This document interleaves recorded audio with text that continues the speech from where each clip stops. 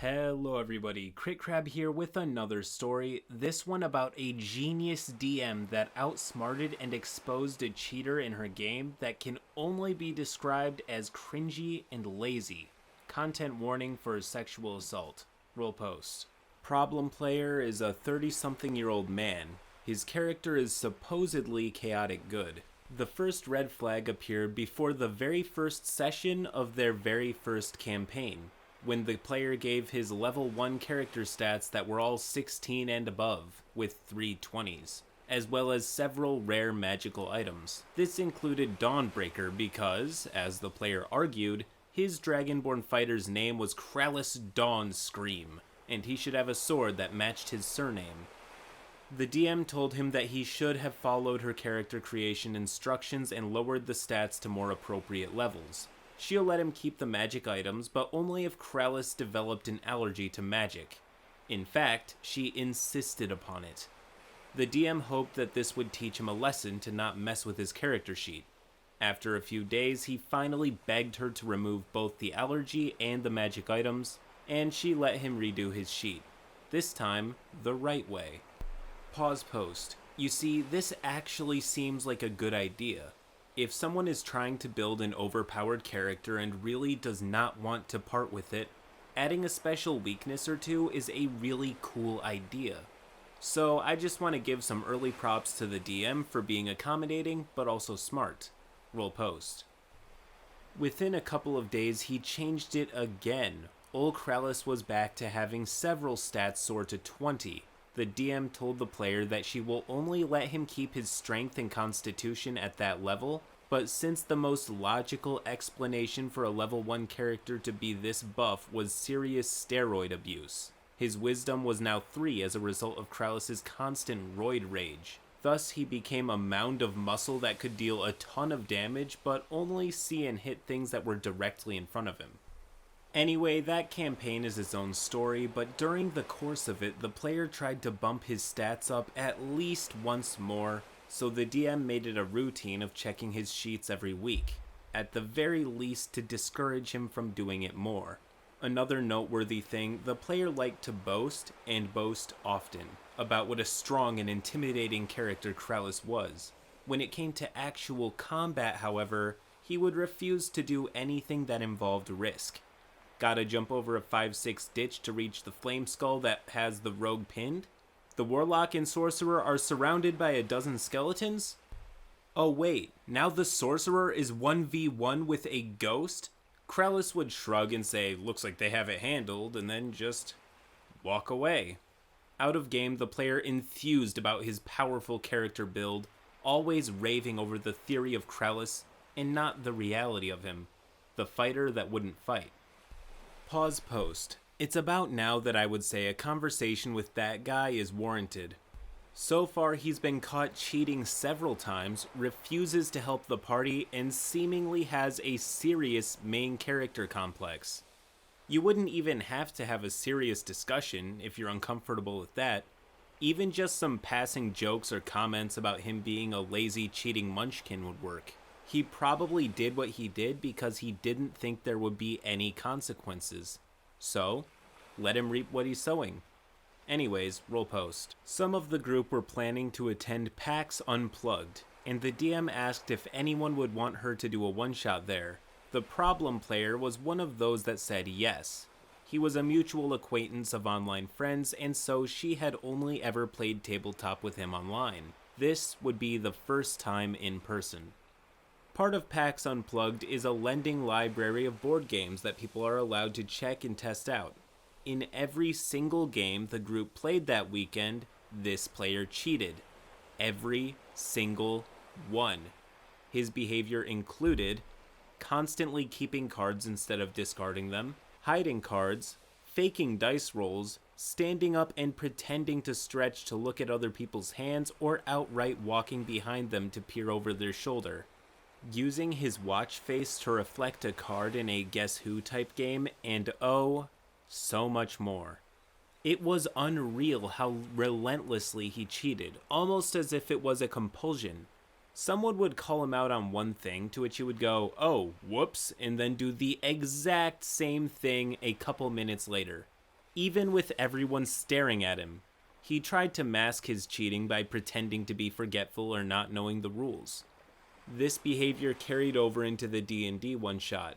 He kept faking his dice rolls the DM would see out of the corner of her eye as he slid the dice over to the number side he wanted, use his hands to mime the motion of rolling it, then declare the result. At one point, his character's spear was depreciated by the acid, so the DM told him to write down that it now did less damage.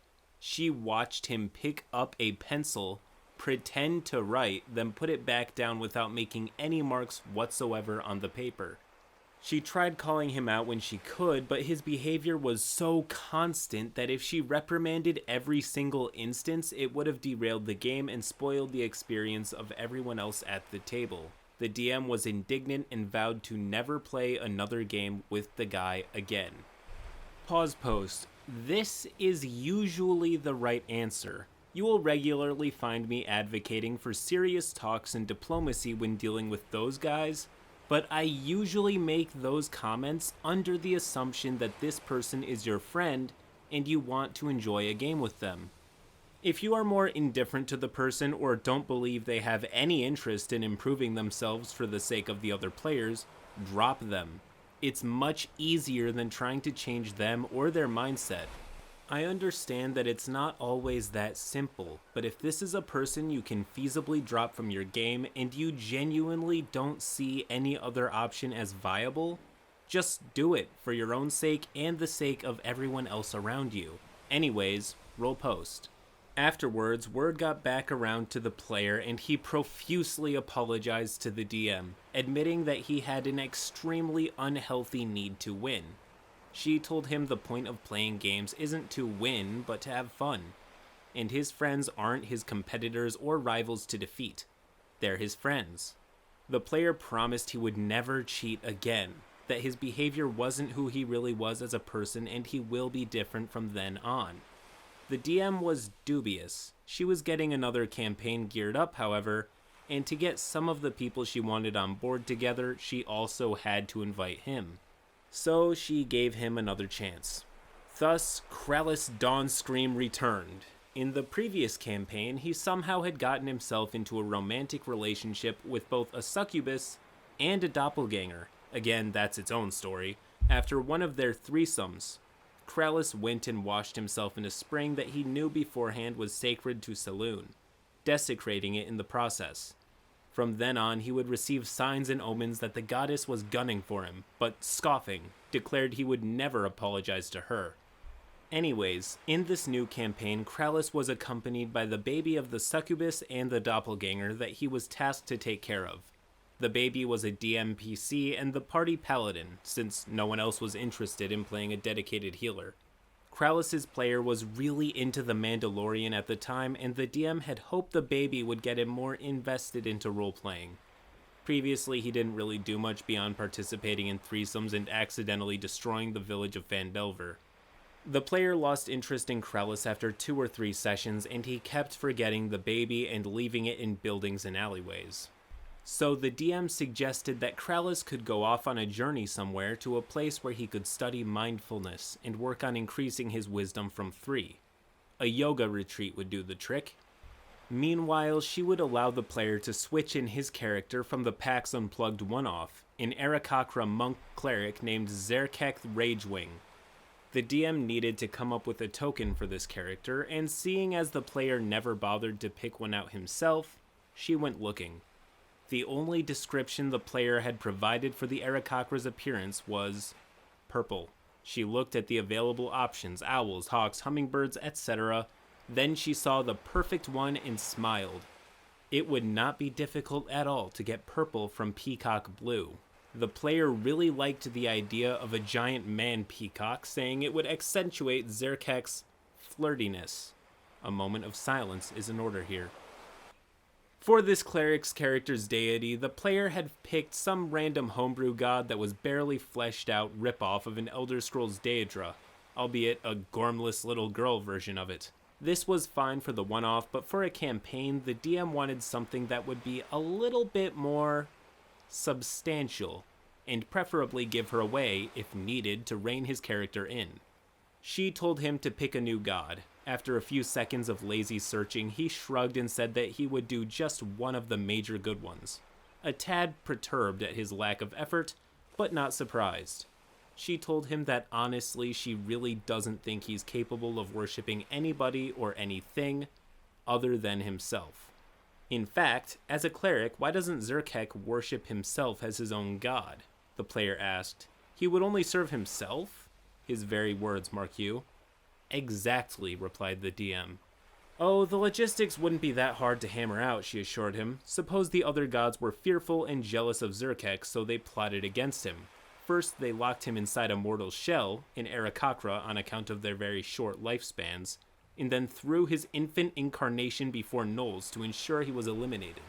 But Zerkek showed them he survived and thrived amongst the gnolls and learned that there is still a tendril of power within him, connected to his divinity, not dead, but dormant. Only by praying to himself could his sleeping godhood hear and help.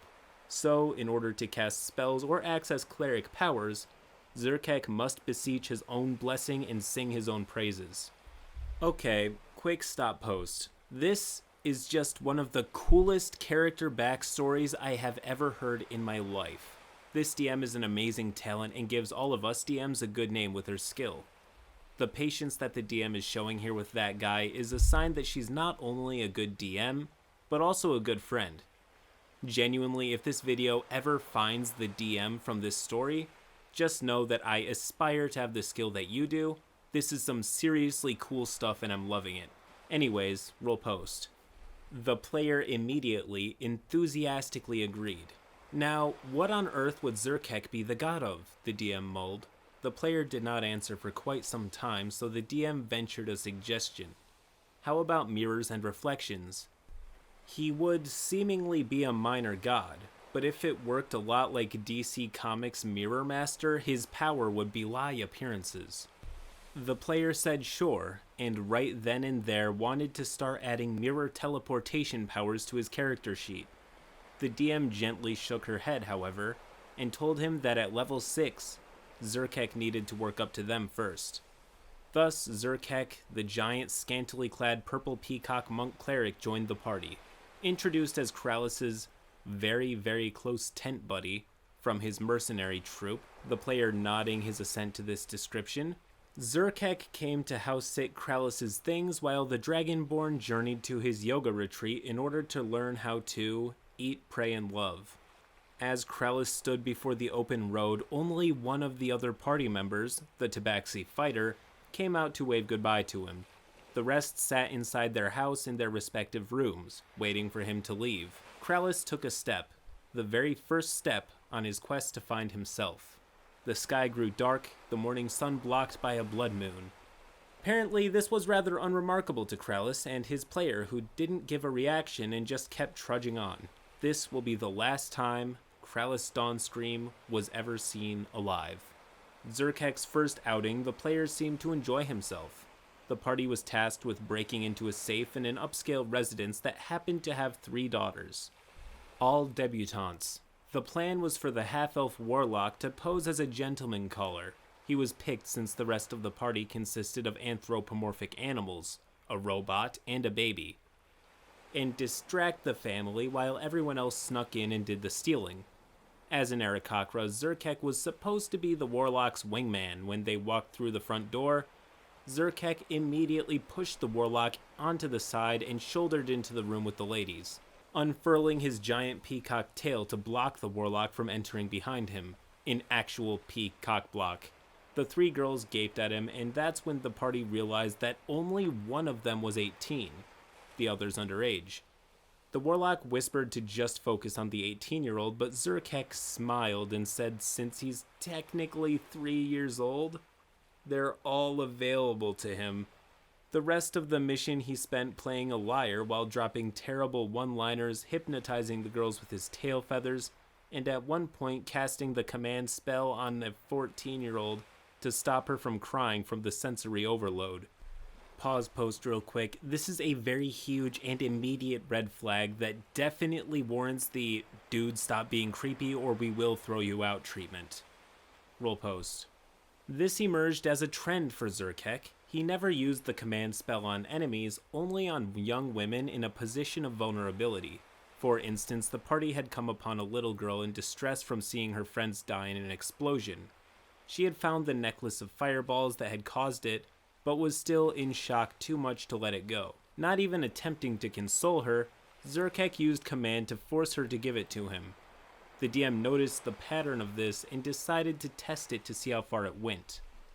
The 18-year-old debutante showed up at the party's house. Still enamored of Zerkek, she had run away from her parents, she said, and wanted to become his high priestess.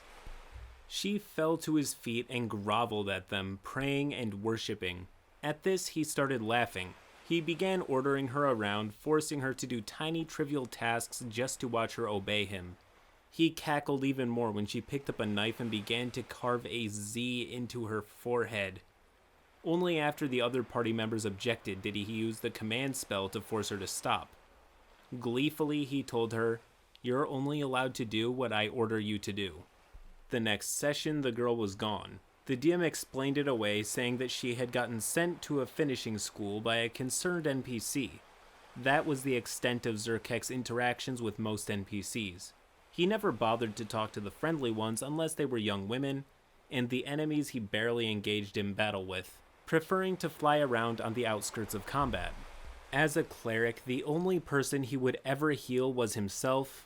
On these occasions, the DM made him go through the full motions of pulling out his holy symbol, a little hand mirror that he had to gaze into to glimpse his divine self gazing back, and praying a lengthy prayer to himself in order to cast the spell.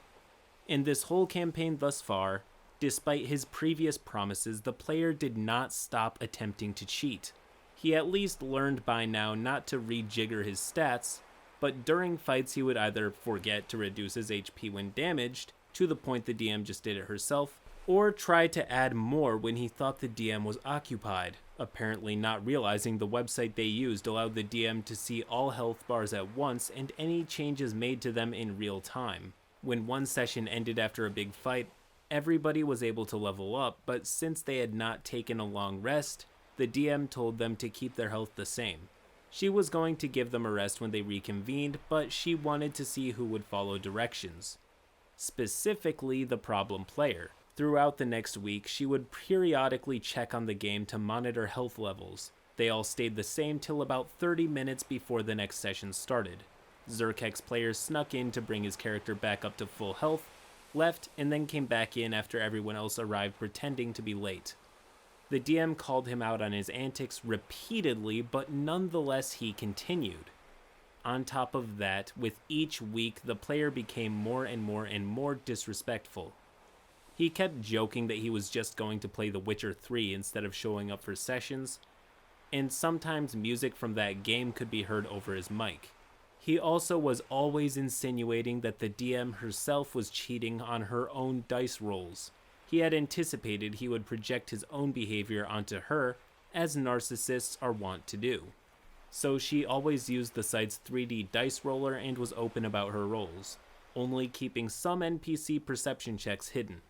And his character did little more than show up, barely contributing to combat or roleplay, except of course when emotionally vulnerable young women were in the vicinity. And from some of the things he would say, it became more and more clear to the DM that the player considered her, since she was the dungeon master, the big bad of the game. The cheating was him thinking he was outwitting her, the final boss monster, thereby besting her and becoming the winner of Dungeons & Dragons. Pause post. It is clear at this point that that guy simultaneously doesn't understand D&D, is kind of a creep, intentionally rude, and doesn't want to improve on any of those traits. Somewhere in there, he could be getting the boot as well as some strong words against him, but I suppose we will see. Roll post. Needless to say, the DM was very tired of it all, but the player was chummy with most of the other people in the group. Up to this point, his cheating consisted of hundreds of little things he would wave off as him just forgetting or him simply pretending to be stupid. Far too many sessions would start with him saying, "Guys, I forgot how to play the game again." The DM knew he was no idiot, just egotistical, which in a way, is simulated idiocy. To kick him out without others leaving, he had to do something big and blatant, something he could not possibly justify. He was capable of it, she had seen it in person at PAX Unplugged, she just had to watch and wait. At the end of one session, the same one it so happens that saw Zerkek laughing as the 18-year-old girl carved his initial onto her forehead, the party was in a new section of the city, tracking down a nimble-right. From a nearby alleyway stepped out to be a beautiful red-headed woman, just drop-dead gorgeous. She had wild curly hair, freckles, and a look of fierceness very evocative of, well, Triss Merigold from the Witcher series. In fact, why, she looked exactly like Triss. Zerkek shot straight towards her, landing and unfurling his big peacock tail to trap her in the alleyway. Her eyebrows, and everyone else's, shot up. She looked him up and down incredulously, then told him he really was not her type. Zerkek leaned in and smirked. That's what they all say at first. Here the half-elf warlock ran up to valiantly try and defuse the situation, asking politely for her name and, oh, what landmarks can be found in this section of town. The woman, still staring at Zerkek, gestured behind her. He's more my type, and by the way, the name's Catti-Brie. A drow with 2 smiters stepped out from the shadows behind her. End of session. 1 week. 1 whole week. All that time, Zerkek's player had to research and strategize on how to deal with this development. And he did indeed spend some of it reading up on this character. When the next session started, the player revealed his master plan.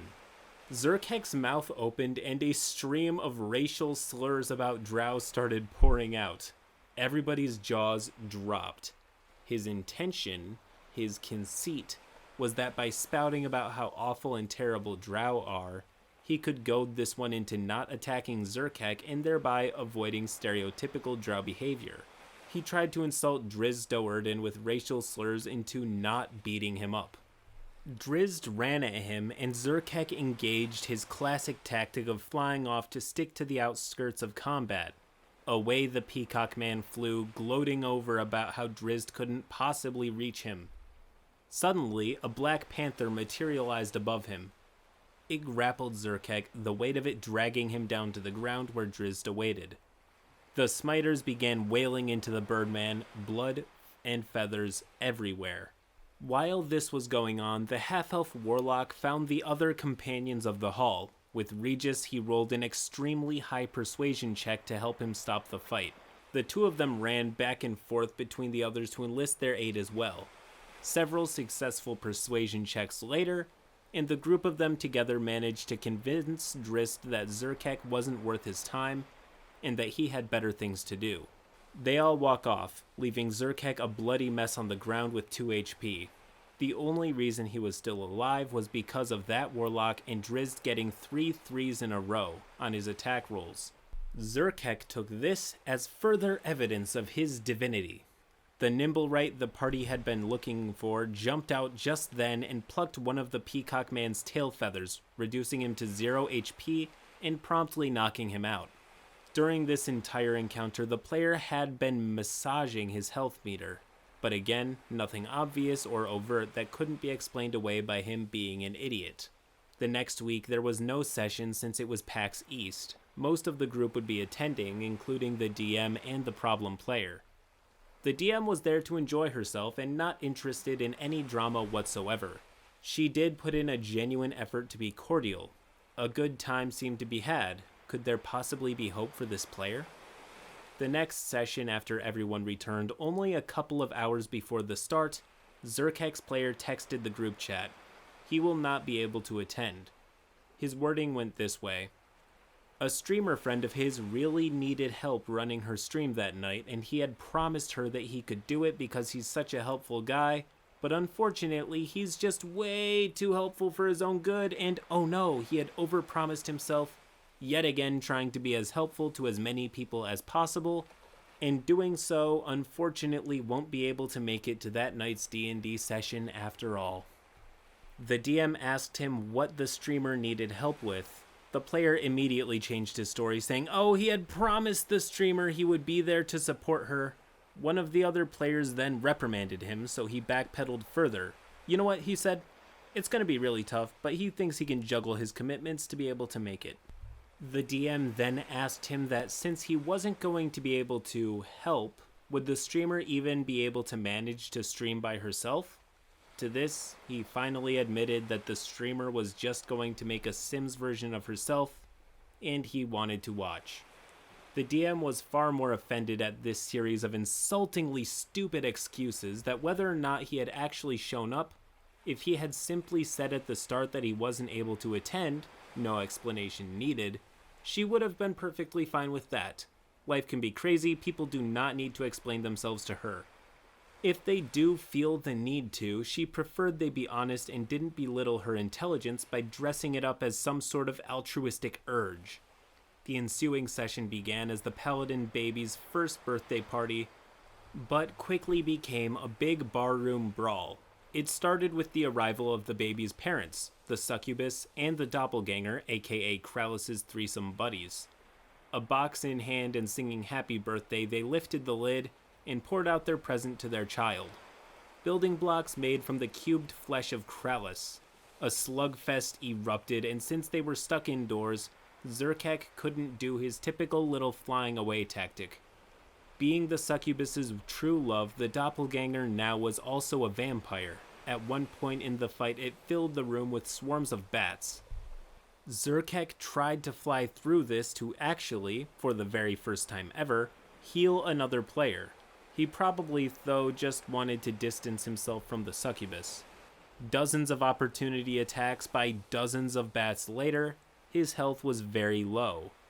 The player was messing with Zerkek's HP count so much during this that the DM had to lock him out of readjusting it. Someone used the web spell to snare all of the bats. Despite Dex being his highest stat, Zerkek failed the saving throw and got caught in it too. Another player lit the web on fire to burn the bats. Zerkek continued to fail every single saving throw to escape. The peacock was trapped, his arms held aloft by the web in a Christ-like pose. The flames wreathed his form. When a god burns, is it holy fire? Then the problem player did it. The big thing. He had a portion of healing on him and declared he was going to down it. 19 health back, he exclaimed. The DM narrowed her eyes. 19 from 2d4 plus 2? She asked him where the roll was. He said it wasn't on the screen, and he used his physical dice to roll it. Pause post. If anyone you even slightly suspect of cheating ever says that they rolled their physical dice and not their real ones, don't buy it. They have no reason to do that. Make them roll on screen like everyone else. It's not hard. Not only is it sloppy gameplay, it's sloppy cheating. It's honestly comical how he makes a mathematically impossible roll, says he rolled it off screen, and expects anybody to believe it. Comically stupid. Roll post. If the player so wanted her to be the bad guy, well, she can certainly be the bad guy. The DM showed her hand and employed the loophole she had given herself with the player's own permission. When the player had agreed to his cleric worshipping himself as his own deity, he had also given his assent to the premise that the other gods, out of fear and jealousy, banded together to bring Zerkek down. That is, every single god in the Forgotten Realms hates Zerkek so much, to such a degree, that they all put aside their considerable differences with one another to unite against him. From now on, every time the player cheats, a D100 roll will determine which god will descend to battle Zerkek in hand-to-hand combat.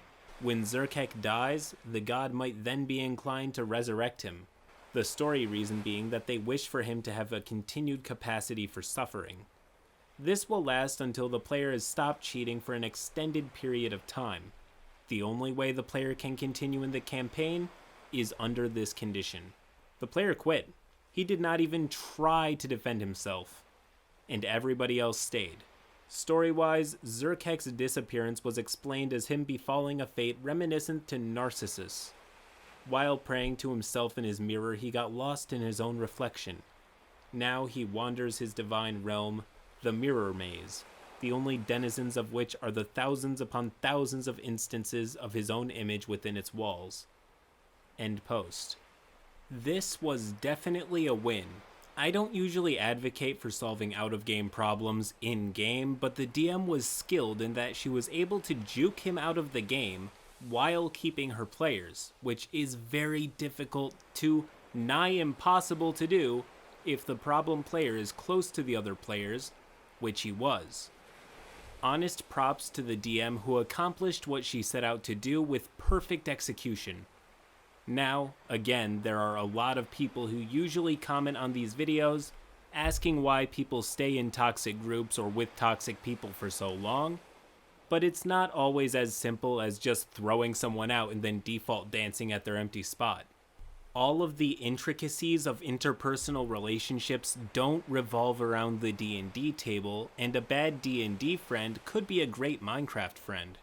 However, if somebody is actively ruining D&D for you and everybody else, and reforming or kicking them out are not super possible, remember that, especially if you're the DM, they are not entitled to your game. If that means dropping out of or canceling sessions with them, then that's what you gotta do. D&D is a game. It's about having fun, and if you're not having fun, then you shouldn't be there. Anyways, this DM is an expert and really good at her craft. She tried to accommodate the problem player to the best of her ability, going as far as she could, but ultimately would not tolerate that guy's antics.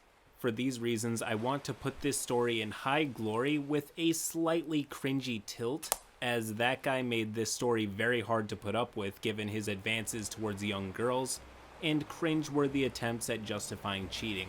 So please hit subscribe, bell notification, comment, like, interact with video, cause algorithm, and with that said, till next time.